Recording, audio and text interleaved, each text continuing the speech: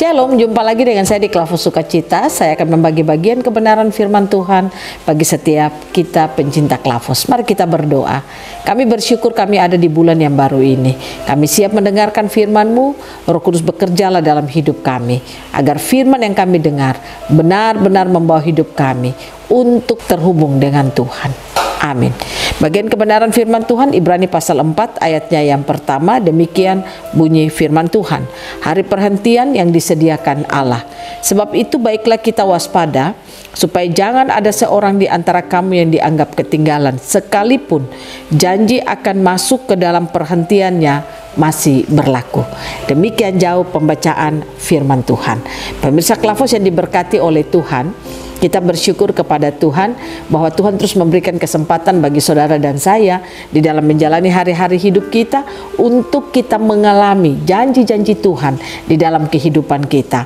Nah, oleh karena itu di dalam firman Tuhan mengajak kita lewat bacaan firman Tuhan itu dikatakan, baiklah kita waspada supaya jangan ada seorang pun di antara kamu yang dianggap ketinggalan.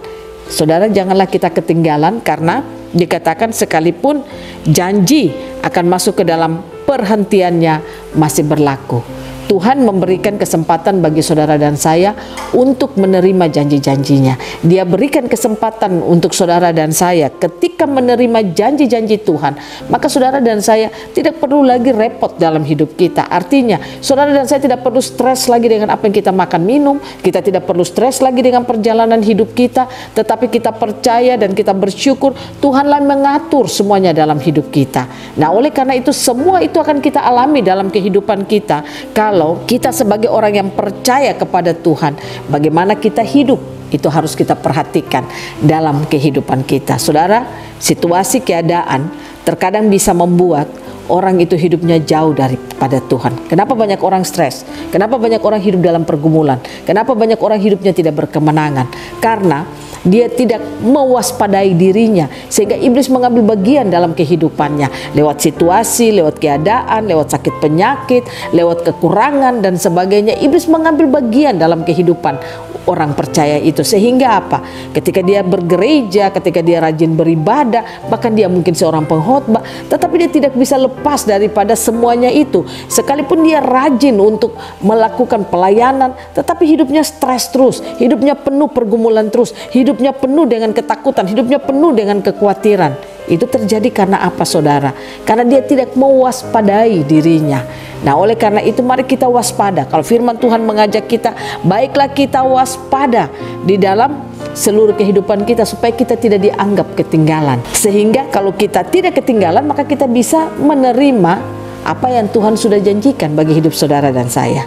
Nah, oleh karena itu pertanyaannya, bagaimana caranya kita waspada dalam hidup kita? Yang pertama, belajarlah saudara dan saya untuk terus mau mengenal Tuhan dengan sungguh-sungguh dalam kehidupan kita. Saya percaya pengenalan kita kepada Tuhan memampukan saudara dan saya untuk terus dapat mengerti dan tahu bahwa untuk apa saya khawatir. Karena Tuhan yang saya sembah adalah Tuhan yang hidup dan memberikan kehidupan yang baik bagi saya. Yang kedua, yang harus saudara dan saya lakukan adalah mari kita belajar untuk berjalan pada kebenaran-kebenaran firman yang kita dengar. Saya percaya kalau setiap kali kita mendengarkan firman, kita membuka hati, kita berjalan seperti apa kata firman, maka saudara dan saya akan melihat bahwa hidup ini semua sudah diatur dan ditentukan oleh Tuhan. Itu tidak akan pernah membuat kita lemah. Mungkin situasi kita tidak mengenakan, mungkin keadaan kita belum mengenakan bagi kita, tapi saya percaya itu tidak akan pernah membuat kita lemah. Karena apa? Kita setia berjalan pada jalan-jalan Tuhan, yaitu melalui firman-firmannya dalam hidup kita. Yang ketiga, yang harus kita lakukan dalam kehidupan kita adalah berikanlah Roh Kudus terus bekerja hebat dalam hidup kita. Saudara dan saya harus terhubung dengan Roh Kudus, bangun kesadaran kita. Kalau Roh Kudus diberikan dalam hidup kita, tujuannya membawa kita untuk mengenal Tuhan, membawa kita untuk hidup seperti apa yang Tuhan mau. Saya percaya kalau itu kita bangun terus dalam hidup kita, maka saudara dan saya akan menjadi orang-orang yang selalu berjalan dari kemenangan kepada kemenangan. Karena apa? Tidak ada hal-hal lagi yang membuat kita bisa stres, karena kita bisa melihat jalan-jalan Tuhan dalam hidup kita. Biarlah Tuhan Yesus menolong saudara dan saya memasuki bulan yang baru ini. Kita akan berjalan dari kemenangan kepada kemenangan dengan terus mewaspadai seluruh perjalanan hidup kita, sehingga kita tidak dianggap ketinggalan dan kita dapat masuk kepada janji perhentian yang telah Tuhan sediakan bagi hidup saudara dan saya. Tuhan Yesus memberkati kita, firman-Nya jadi berkat bagi kita semua. Amin. Mari kita berdoa. Terima kasih Bapa, Engkau mengajar kami bahwa masih ada jalan yang Engkau buka bagi hidup kami. Tempat perhentian yang Kau sediakan bagi kami. Kami ingin masuk ke area rest itu Tuhan.